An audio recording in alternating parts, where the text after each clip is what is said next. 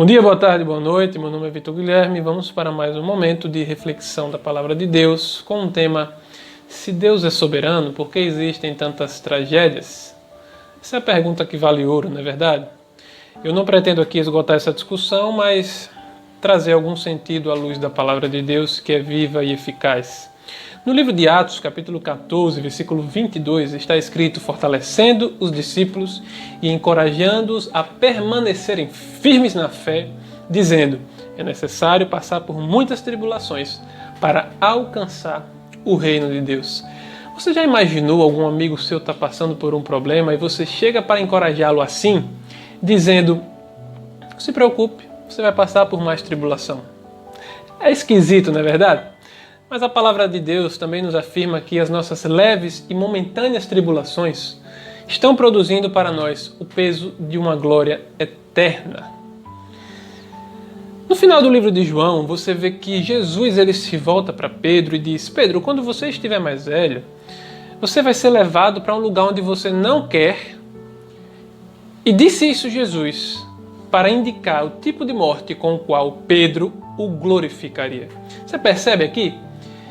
Deus não apenas usa o sofrimento na propagação da sua palavra, mas ele projeta o sofrimento na propagação da sua palavra.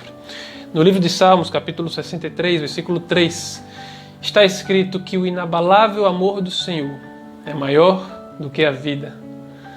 Você sabe por que o movimento iniciado pelos discípulos conquistou o Império Romano em 300 anos e perdura até os dias de hoje? Porque os discípulos, eles pregavam, sabendo que poderiam testemunhar da sua fé, com o custo de suas próprias vidas. Por isso se espalhou tanto. Agora, sobre esse tema, se Deus é soberano, por que existem tantas tragédias? Talvez a gente olhando para a história de Jó, a gente possa extrair aqui algumas lições. A Bíblia nos diz que Jó era um homem íntegro, justo, temente a Deus e que se desviava do mal. Ele era próspero e ele perdeu tudo. E é estranho para nós entendermos isso quando a gente lê apenas o início do livro. Porque o próprio Deus elogiava Jó, dizendo que na terra não havia outro homem semelhante a ele. E numa conversa que Deus teve com Satanás, Satanás se volta para Deus e diz: claro que ele é isso tudo. Ele tem tudo. Mas se ele perder tudo, ele não vai ser mais isso tudo. É interessante. A grande expectativa do livro de Jó é saber se Jó vai blasfemar contra Deus em meio ao sofrimento. Você precisa entender que a coisa mais importante para Deus é ser supremo no coração de seus filhos, e todas as outras coisas ele usa como um meio para alcançar isso. É maravilhoso quando a gente vê que Jó reconheceu a soberania de Deus em meio ao sofrimento. Quando ele diz: Deus me deu, Deus tomou. E com tudo isso, Jó não pecou, nem atribuiu coisa alguma a Deus.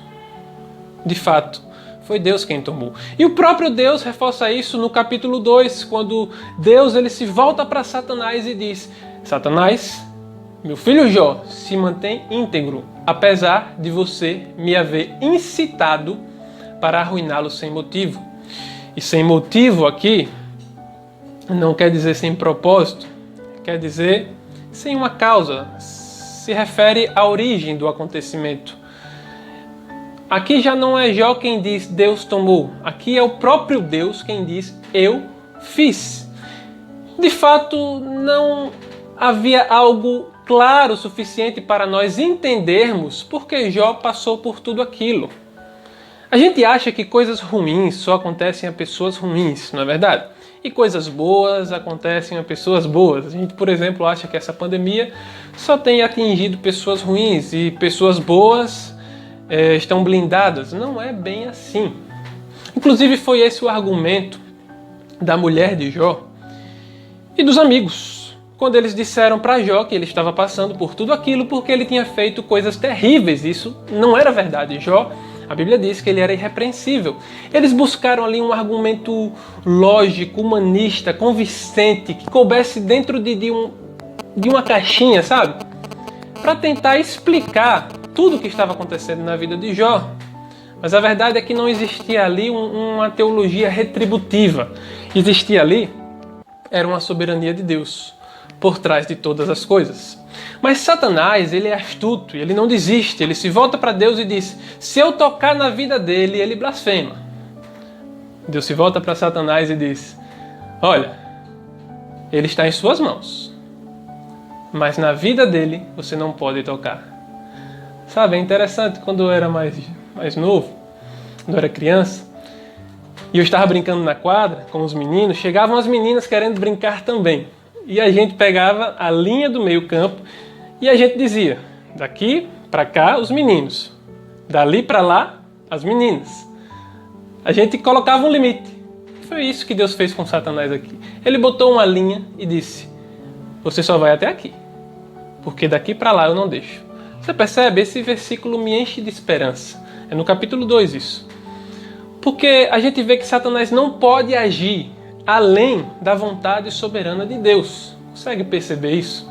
O fato é que Jó ele foi acometido por úlceras, a mulher de Jó blasfemou, e Jó cita mais uma vez um versículo impressionante para nós, quando ele diz: aceitaremos o bem e não o mal de Deus? Aí você diz: não é possível. Jó está pecando, Jó está blasfemando, Jó está ofendendo o caráter de Deus. Não, meu querido, nada disso. A Bíblia explica a Bíblia. E no versículo 10 do capítulo 2 você vê que depois que Jó falou isso, está escrito: com tudo isso, Jó não pecou com seus lábios. De fato, foi Deus. Aí você me diz: mas no versículo 7, Vitor, diz que foi Satanás quem feriu Jó com úlceras. É verdade, Satanás ele foi o agente imediato. Mas Jó sabia que Satanás, ele nunca pode agir sem a permissão, sem a vontade ou sem a determinação de Deus. Deus, ele concede a Satanás um poder limitado. De um lado existe Satanás, que busca nos destruir e acabar com o nosso relacionamento com Deus. E de um outro lado existe Deus, que busca manifestar a sua glória através da alegria indestrutível de seus filhos, mesmo que eles percam tudo na terra. Com isso, meus queridos, nós podemos concluir o seguinte: o sofrimento e a prosperidade não são distribuídos na mesma proporção da bondade e da maldade humana. É por isso que em Jó capítulo 21, versículo 30, está escrito que os ímpios são poupados no dia da calamidade. E no capítulo 12, versículo 4, está escrito que o justo serve de zombaria. Você percebe? Parece contraditório, mas não é. Pois é. Então a gente precisa confiar na soberania de Deus. Eu não estou falando isso para você ter medo. Não. Eu estou falando isso para você entender que Deus faz todas as coisas conforme o conselho da sua vontade. E a sua vontade, ela é boa, perfeita e agradável. Não adianta a gente pegar um atributo incomunicável de Deus como a soberania, que só pertence a Ele, e tentar colocar dentro de uma caixinha e entender completamente. Não funciona assim.